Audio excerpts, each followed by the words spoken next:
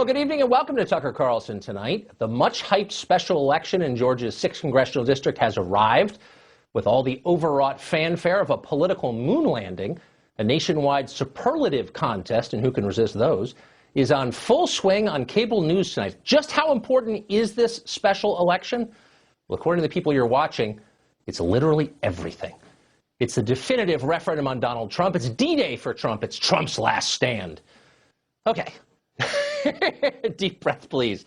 It is true that this election is partly about Donald Trump, and you can tell from the fundraising numbers, which are huge. This is the most expensive congressional race in American history. Almost all that money has come from angry liberals who live out of state. Marin County, Beverly Hills, Martha's Vineyard, that's who's paying for this contest.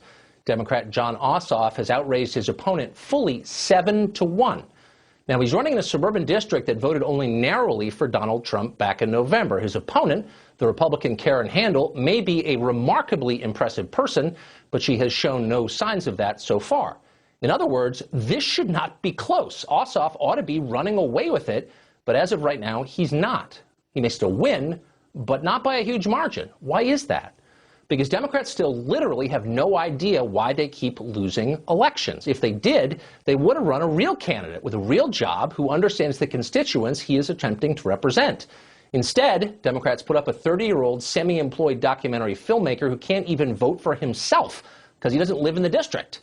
He's got a ton of trendy rich people positions on just about every topic. The abortion people love him. He's gravely concerned about climate and childhood obesity and the availability of organic kale.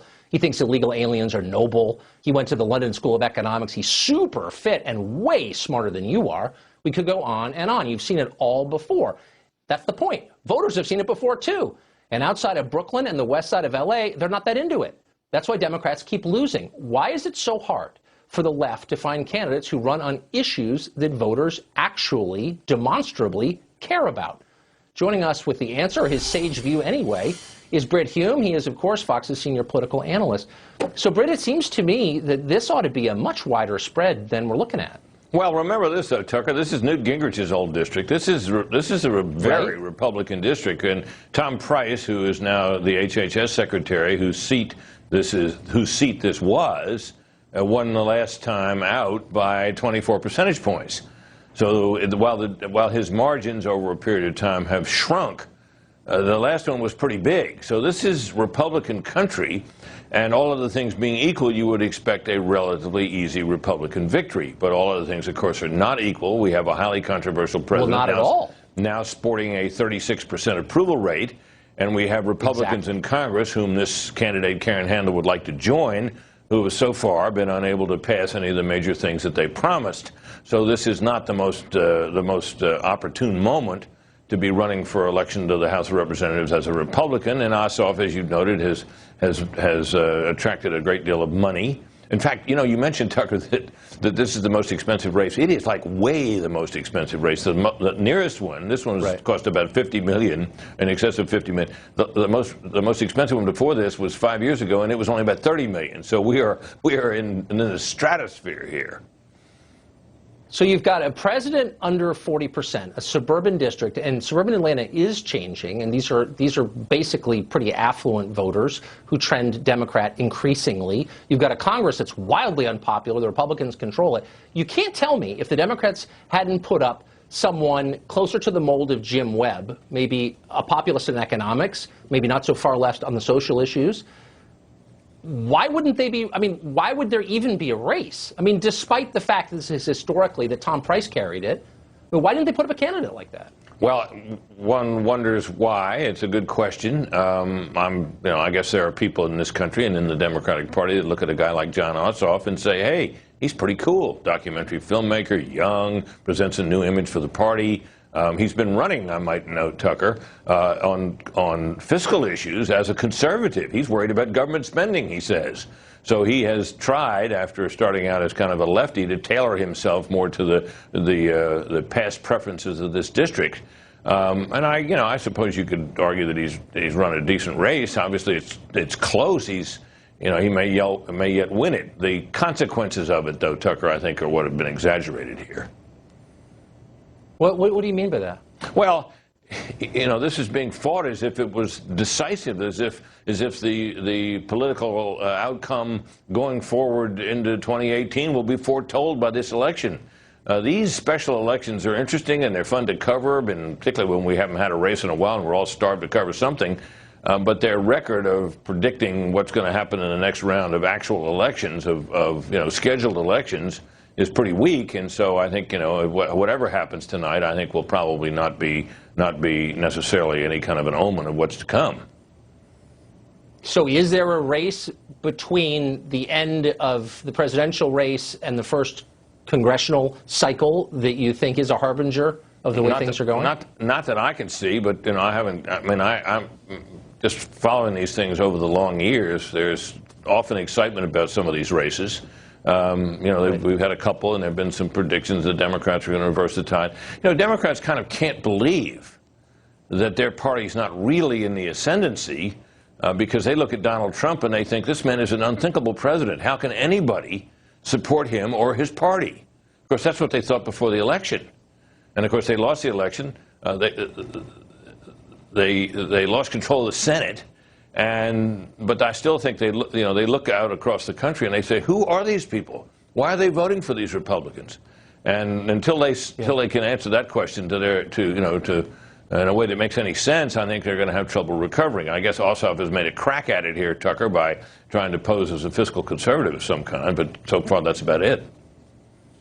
If you speak to the middle class, you'll win. I mean, that's my read, but what do I know? Britt, thanks a lot for joining us tonight. You bet, Tucker. Brett Baer's coming on later with some early returns from the Georgia special election we'll be talking about. A Fox News alert for you. 3 days, 3 terror attacks in European capitals. Today, the attack took place in Brussels, Belgium, where a man detonated a small explosive and brandished an explosive vest before being shot by police. Jack Perrick is Brussels bureau chief for Feature Story News, and he joins us now with the latest on this story. Jack, what do you know? Well, just in the last hour or so, we've seen the authorities conduct a controlled explosion, they say, which we believe was a suicide belt worn by this suspected attacker, that he wasn't able to detonate. He was shot by authorities after detonating a small explosive device that was believed to be a suitcase of some sort, that didn't injure anyone. It seems only he was injured. We know that he was still in Brussels Central Station, that the authorities weren't able to approach him because of this suicide belt. There was fears of further explosions, and the last we heard from the Belgian federal prosecutor is that they couldn't tell us whether he was alive or dead. They did, however, say that they're treating this as a terrorist incident. They also said that they don't know his identity yet, so we're unclear on his motives quite yet. But we can guess if it's got anything in common with the attacks like this we have seen recently. Jack, thanks very much. Mark Stein is a columnist and best-selling author and something of an expert on Europe and the Islamist threat there. He joins us tonight. Can you guess as to motives, Mark? Well, call me crazy, but I think shouting Allahu Akbar is kind of a big clue, Tucker. I was listening to your conversation with Britt, and I've become a bit of a demography bore in the last 15 years. I think demography explains most of everything.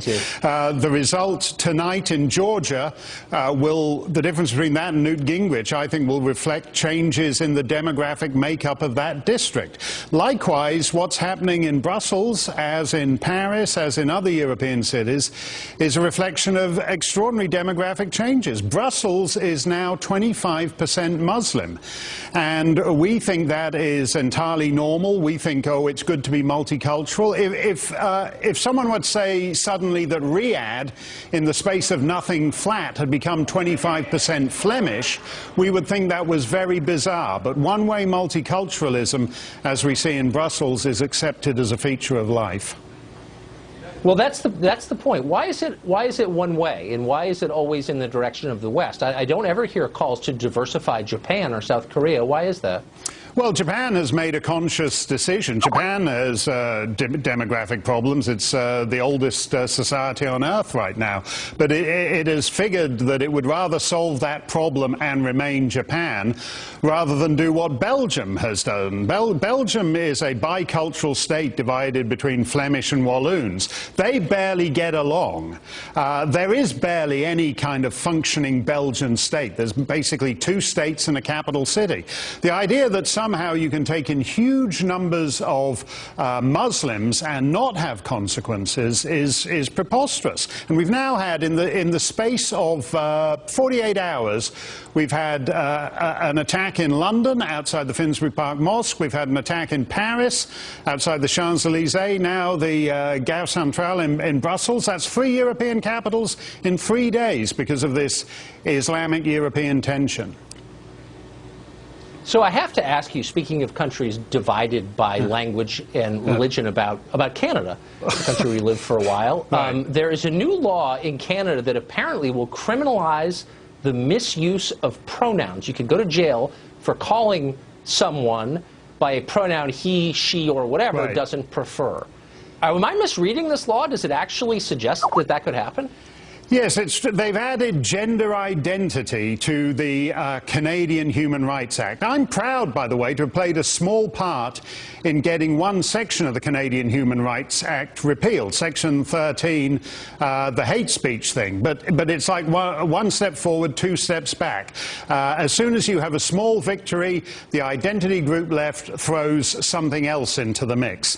I have a rather tired line I use from time to time, which you've just demonstrated, actually, in your adroit segue from terrorism to gender identity. I always say, oh, you know, we'll be talking about transgender bathrooms when the mullahs nuke us.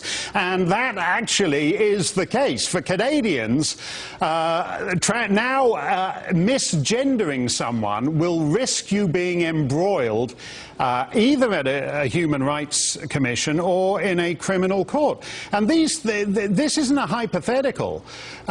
Somebody is already in trouble with a supposedly trans-friendly female gym, where because one of the trans women still had what we used quaintly to regard as male private parts, but can now be attached to anybody, and it was felt that with these particular parts she shouldn't be strolling around in the communal shower, that trans-friendly gym is already in trouble. There was a case in St. Catharines, Ontario. I mean, it's absolutely extraordinary, this. What we're witnessing is an Orwellian assault on the most fundamental language, the language which defines the 2 sexes. And Canada has just put itself on the side of criminalizing that.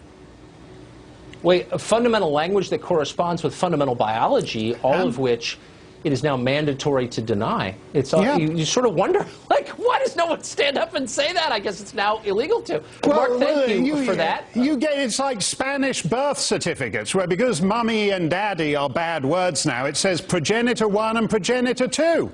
Try it in a singles bar. Go into a singles bar, Tucker, and say, do you want to come back to my place and play progenitor 1 and progenitor 2 tonight? This time you can be progenitor 1.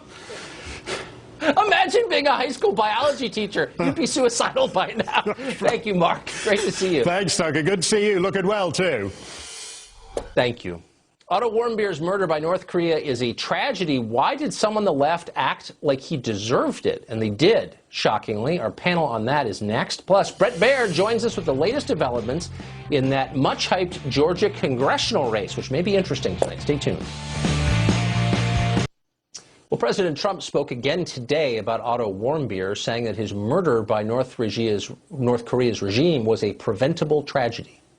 It's a total disgrace what happened to Otto. That should never, ever be allowed to happen. And frankly, if he were brought home sooner, I think the result would have been a lot different. He should have been brought home that same day.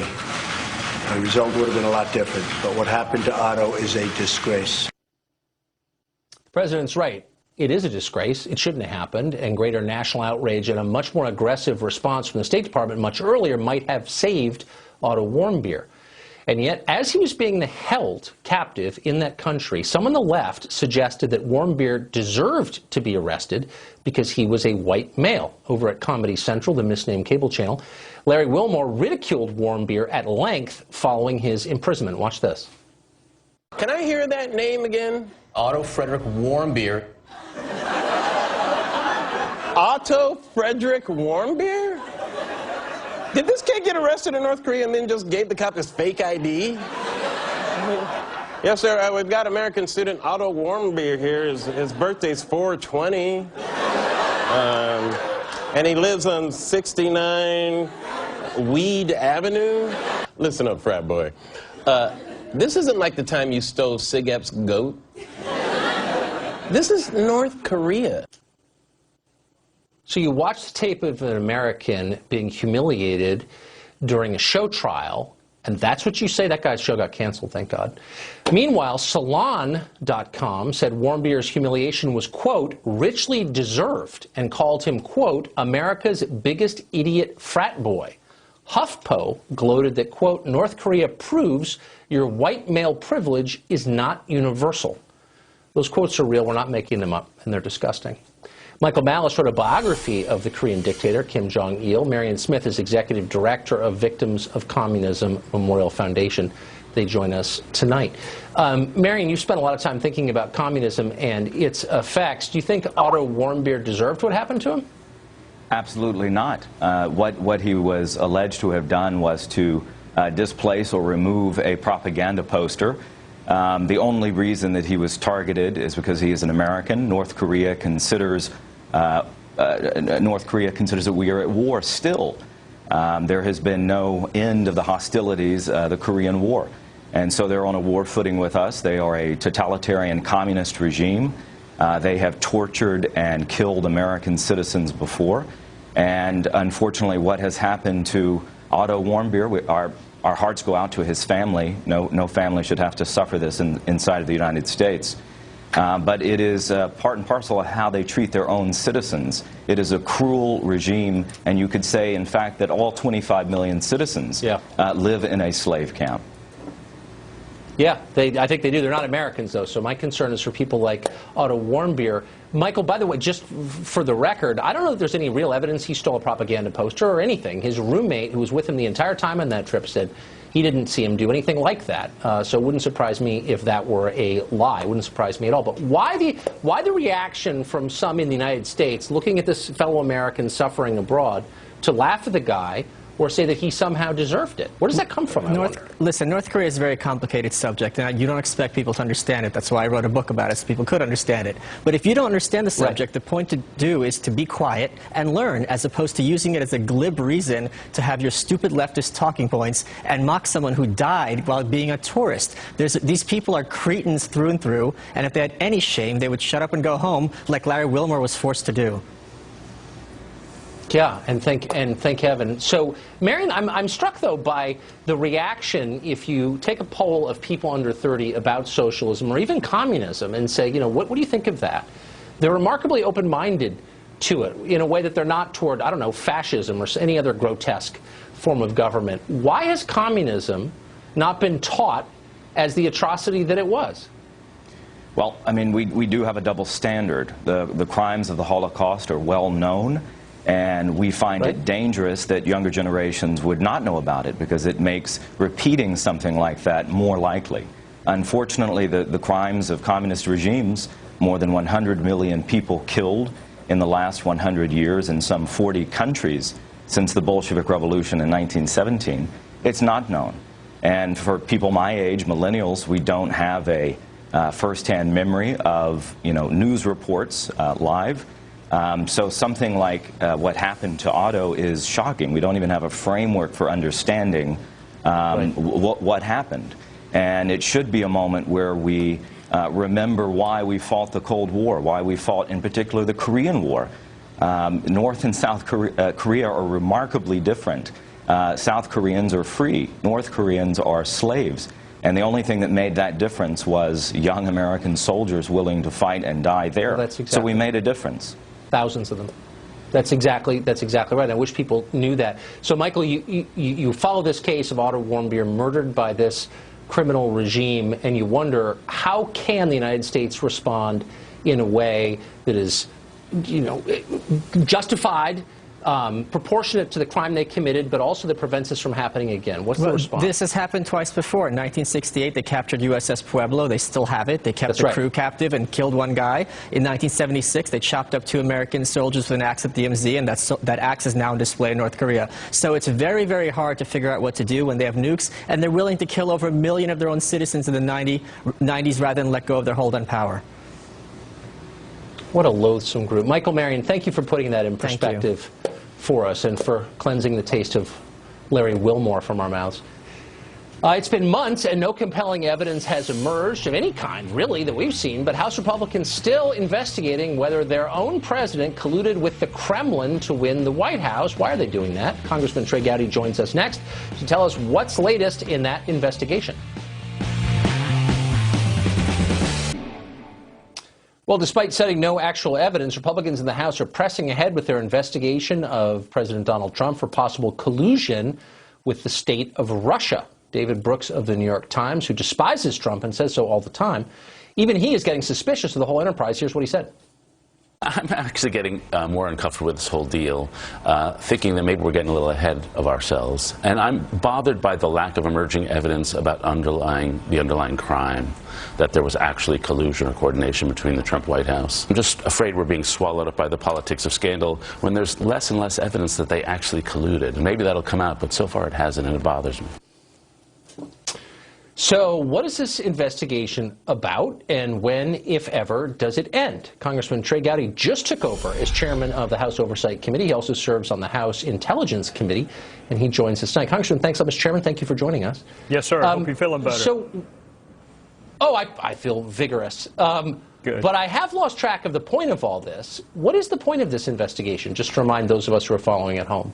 Well, Tucker, the hyper-focus on collusion is not Congress's fault. I would say folks in your line of work have been focused on collusion much more than certainly Republican members of the House. There are 4 things that we're looking at. Russian active measures, which a subset of that would be collusion.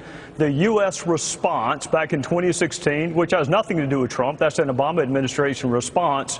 And then importantly, the leaks and the unmasking, which have everything to do with the reauthorization of certain surveillance programs. So there are 4 things that the House Intel Committee is looking at. One of those involves Russian active measures, and a subset of that would be collusion, not just between Mr. Trump and the Russians, but any American and the Russians. So the hyper-focus on collusion and conspiracy and coordination is not mine. I'm interested in all 4 tranches. When will we know what happened? When will this wrap up, do you think? When the last witness is interviewed, and that is a legitimate criticism. I was ready months ago. There are only 6 members of the House Intel Committee that are conducting the witness interviews. Only 6, so it's not the whole committee. I was ready 2 months ago to start interviewing witnesses. We are slowly beginning to do that. We have another one tomorrow. Our goal is to have this done in a perfect world before Labor Day. We've interviewed everyone, because keep in mind, if we don't interview every witness, then some skeptics are going to say the one witness you did not interview is the one that has all the knowledge. So you have to interview everyone, and then at the end you can discuss what evidence exists or does not exist. So you said a minute ago the press was keeping the idea of collusion at the forefront of the public consciousness, which is, of course, true.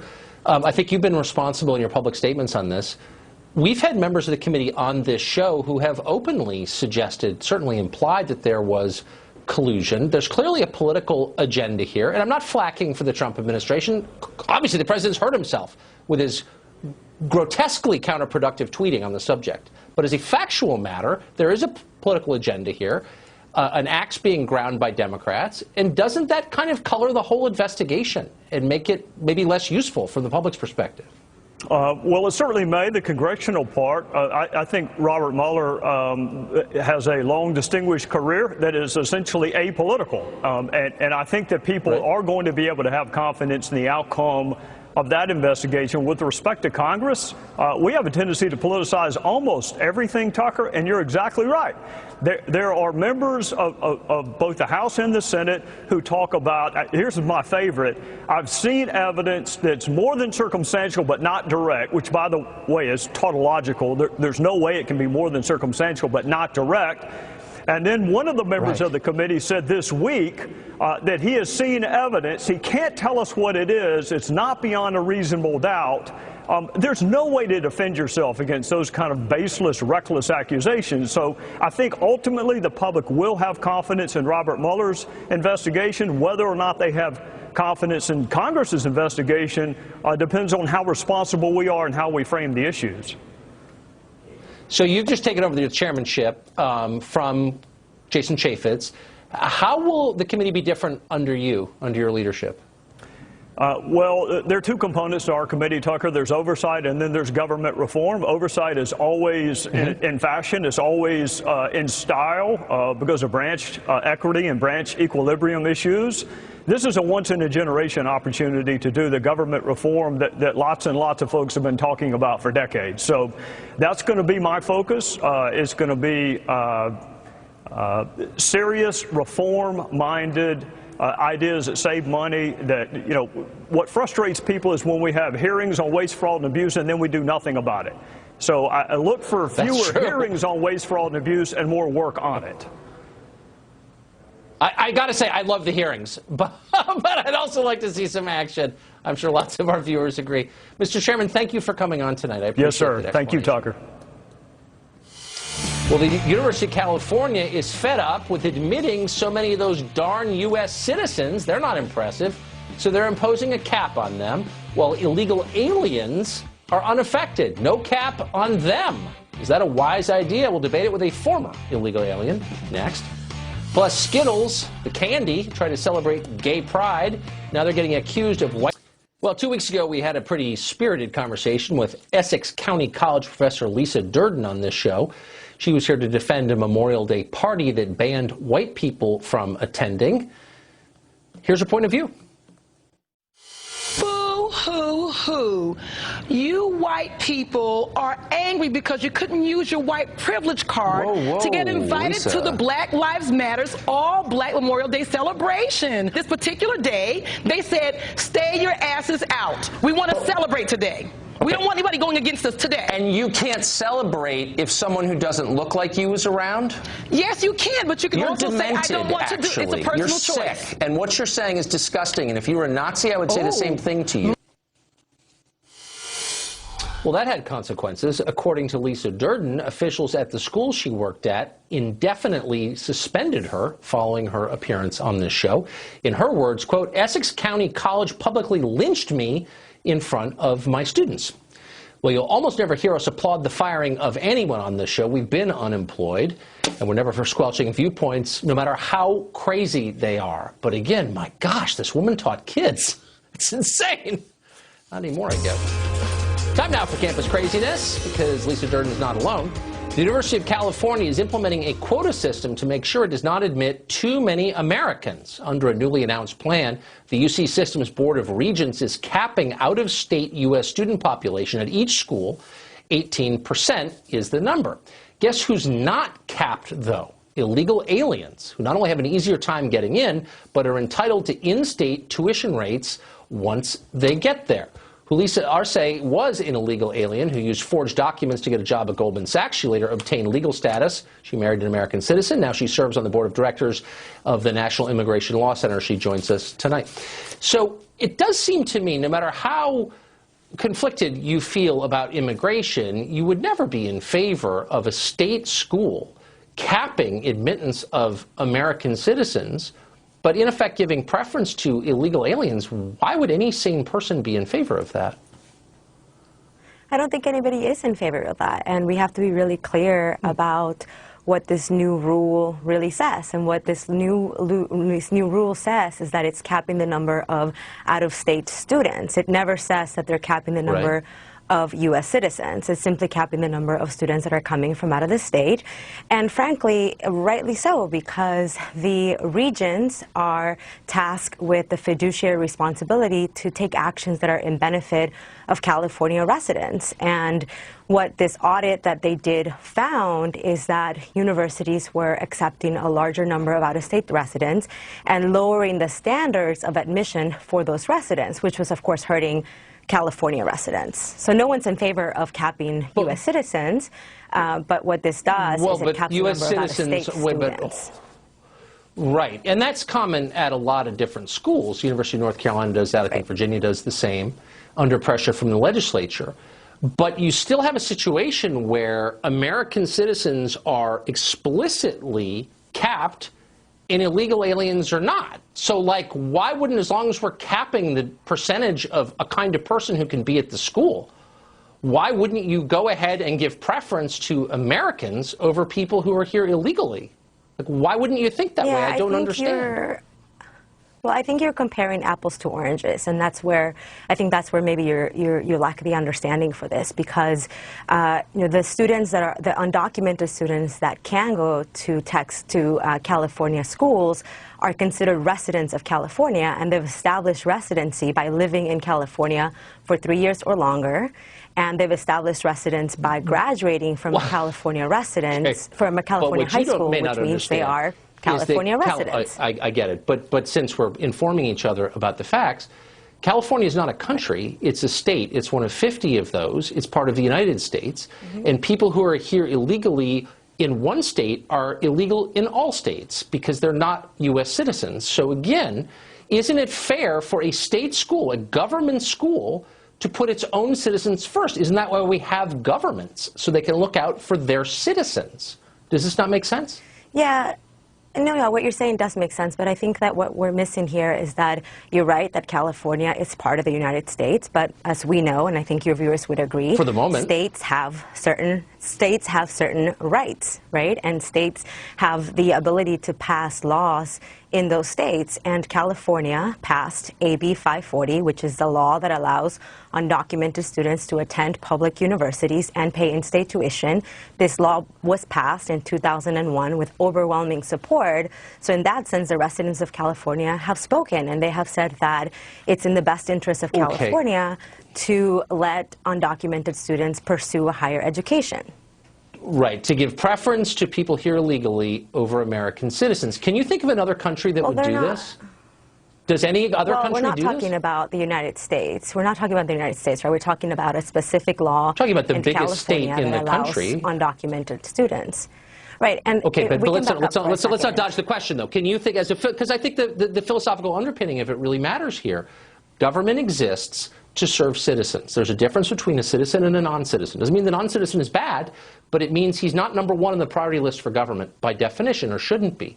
So can you think of another place on planet Earth where a government would put the needs of a non-citizen before a citizen?